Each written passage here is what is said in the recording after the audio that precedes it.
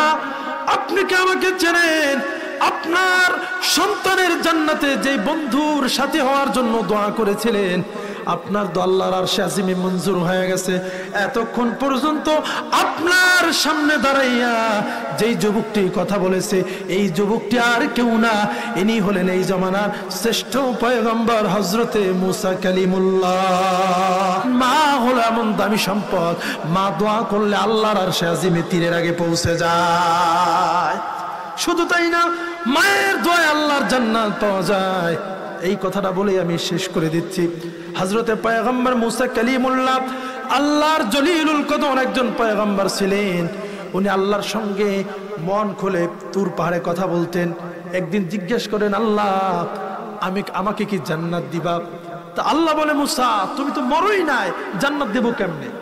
তো মুসা কয় যে আল্লাহ মরলে পরে তো একটা জান্নাত পাবো। তা আল্লাহ কয় যে তুমি প্রশ্ন করো, তুমি উত্তর দাও, আমার তো কিছু বলা লাগলো না। মুসা বলে, আল্লাহ আমি মরলে আমার যে জান্নাতটা দিবা, একা তো থাকতে পারবো না, আমার একজন বন্ধু লাগবে, একজন সাথী লাগবে। আমার সে বন্ধু কে হবে, আমার সে সাথীটা কে হবে? আল্লাহ রাব্বুল আলামিন বলেন, সাহিবুকা ফিল জান্নাতি জাসসার। মুসা রে, জান্নাতের মধ্যে তোমার বন্ধু হবে একজন কসাই, একজন গোশত বিক্রেতা। পয়গম্বর মুসা কালিমুল্লাহ বলে, রব্বুল আলামিন আমি একজন পয়গম্বর, আমার জান্নাতে একজন নবী বন্ধু হতে পারতো, একজন শহীদ বন্ধু হতে পারতো, অলি বন্ধু হতে পারতো, কিন্তু একজন কসাই বন্ধু হবে। আমি ওই কসাইরে দেখতে চাই কি এমন ভালো আমল করছে, যেই আমলের কারণে আমার সঙ্গে জান্নাতি হয়ে যাবে। হযরত মুসা কালিমুল্লাহ আল্লাহ রাব্বুল আলামিনের কাছ থেকে ঠিকানা নিয়ে ওই কসাইয়ের বাড়িতে রওনা হয়ে গেলেন। খুঁজতে খুঁজতে দিন পেরিয়ে রাত, রাত পেরিয়ে দিন, একদিন হঠাৎ করে ওই কসাইয়ের বাড়ি পেয়ে গেলেন। আল্লাহর কুদরত বোঝা যায় না। হযরতে মুসা কালিমুল্লাহ কসাইয়ের বাড়ি পাইলেন, কিন্তু ওই দিন কসাইকে বাড়ি পেলেন না। বাড়ির মধ্যে ঢুকে দেখে একটা ভাঙ্গা ঘর, ওই ঘরের মধ্যে ঢুকে দেখে সুন্দর একটা কামরা চমৎকার করে সাজানো। পয়গম্বর মুসা ওই কামরার মধ্যে প্রবেশ করে দেখে কোনো মানুষ দেখা যায় না, কিন্তু একটা দোলনা একা একা দোলতেছে, আর তার মধ্য থেকে কে জানি আল্লাহ আল্লাহ জিকির করতেছে। পয়গম্বর মুসা এই দোলনার কাছে গিয়ে সালাম দিলেন। হঠাৎ করে আচমকায় মানুষটার কাছে নিজের পরিচয় দিলেন না। দেখে দোলনার মধ্যে একজন বুড়ি মানুষ শোয়া, একজন বুড়ি মহিলা শোয়া। বয়সের কারণে চামড়াগুলো কুঁচকে গেছে, মাজাটা কুজো হয়ে গেছে। পয়গম্বর মুসা ওই মহিলাকে ডাক দিয়ে বলেন, মা আমি আপনার বাড়ির মেহমান, কিন্তু আমার জানতে বড় মন চায়, এই বাড়ি থেকে আপনি একাই থাকেন, কেমনে হাঁটেন চলেন, ওযু ইস্তেঞ্জা কেমনে করেন? মহিলা বলল, বাবারে আমি একা থাকি না, এই বাড়িতে আমার একটা সন্তান থাকে কসাই। ওই কসাই সন্তানটার আমি মা ছাড়া এই দুনিয়ার মধ্যে আর কেউ নাই, আর আমি মায়ের ওই সন্তানটা ছাড়া কেউ নাই। বলে, মা ওই সন্তানটা আপনার সঙ্গে কেমন আচরণ করে, আপনার সঙ্গে কেমন আচরণ করে, কি আপনার খেদমত করে, আমাকে একটু জানান। ওই মহিলা বলল, বাবারে আমার সন্তানের খেদমতের কোন দিকটা তোমারে বলবো, কোনটা বললে তুমি শুনলে খুশি হবে? তবে শোনো, আজকের দিনের কথাটাই তোমারে শোনায়া দেয়। সেই সোহবে সাদেকের সময় আমার সন্তান ঘুম থেকে জেগে আমি মায়ের দোলনার কাছে চলে আসছে। আমি বাইরে যাইতে পারি না, বাহিরে গিয়া পায়খানা প্রস্রাব করতে পারি না। এই দোলনার মধ্যরাত্র বেলায় আমার প্রস্রাব পায়খানা করতে হয়। আমার সন্তান আমার পিঠের মধ্যে নিয়ে গোসলখানায় চলে গিয়েছে, নিজের হাতে ধোয়া মোছায় গোসল করায়া, আর একটা শুকনা দোলনার মধ্যে শোয়া তেল মালিশ করে দিয়েছে, নিজের হাতে রুটি বানায়া গোশত পাকায়া আমি মাকে নিজের হাতে খাওয়ায়া তারপরে নিজে খেয়ে যতক্ষণ দোলনা দোল দিতে দিতে আমি ঘুমের ভান না ধরি, ততক্ষণ আমার সন্তান ঘুমায় নাই। শোনো বাবাজি, আমার সন্তান যখন ফিরে আসবে, যেই পশুটা বিক্রি করুক, সেটা উট হোক, গরু হোক, বকরি হোক, ওই গরু বকরির শরীরের সবচেয়ে দামি জায়গা কলিজাটা আমি মায়ের জন্য নিয়ে আসবে।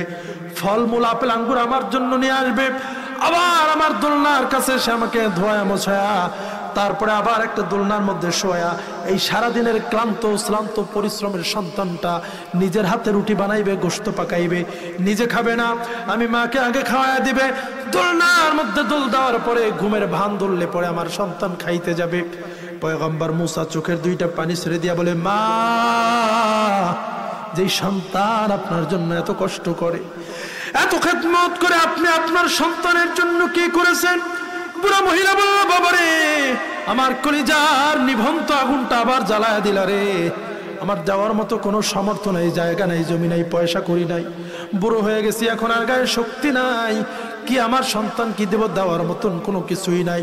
তবে একটা জিনিস আমি দিতেছি, আমার সন্তান যখন এই দোলনার মধ্যে আমারে ঘুম পাড়া বাজারে গোশত বিক্রি করার জন্য চলে যায়, আমি দোলনার মধ্যে জিকির করি আর ওই মাওলাই কারীমের দরবারে দুইটা হাত তুলে দোয়া করি আর বলি, রব্বুল আলামিন, আমার সন্তান কসাই, আমি বৃদ্ধ মায়ের জন্য যা করেছে আমার কলিজা ভরে গেছে, অন্তর ঠান্ডা হয়ে গেছে। ওই রব্বুল আলামিন, আরশের মালিক, ও দয়ার মালিক, রহমতের মালিক, আমার সন্তানকে দেওয়ার মতন আমার কোনো কিছুই নাই, তবে আমি তোমার দরবারে প্রাণ খুলে দোয়া করি, আল্লাহ, আমি আমার সন্তানের উপরে খুশি হয়ে গেলাম, এর বিনিময়ে তুমি আমার সন্তানকে মৃত্যুর পরে এই জামানার শ্রেষ্ঠ পয়গম্বর হযরতে মুসার সঙ্গে কি জান্নাতে থাকার ব্যবস্থা করে দিও। একটু আস্তে করে কোন সুবহানাল্লাহ। এই যদি আস্তে জোর হয়, কণ্ঠটা ছেড়ে দিয়ে পড়েন না সুবহানাল্লাহ। পয়গম্বর মুসা ঠিক থাকতে পারলেন না, আল্লাহু আকবার বলে চিৎকার দিয়ে সিজদায় পড়ে গেলেন আর ডেকে ডেকে বললেন, ও মালিক, তোমার কুদরত বোঝার ক্ষমতা কারো নাই। সিজদা থেকে মাথা উঠায় বলে, মা, আপনি কি আমাকে চেনেন? আপনার সন্তানের জান্নাতে যে বন্ধুর সাথে হওয়ার জন্য দোয়া করেছিলেন, আপনার তো আল্লাহর আরশে আজিমে মঞ্জুর হয়ে গেছে। এতক্ষণ পর্যন্ত আপনার সামনে দাঁড়াইয়া যেই যুবকটি কথা বলেছে, এই যুবকটি আর কেউ না, ইনি হলেন এই জামানার শ্রেষ্ঠ পয়গম্বর হযরতে মুসা কালিমুল্লাহ।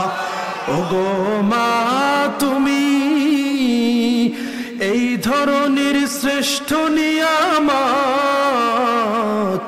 তোমারই পদতলে রয়েছে জান্নাত, তোমারই পদতলে রয়েছে জান্নাত।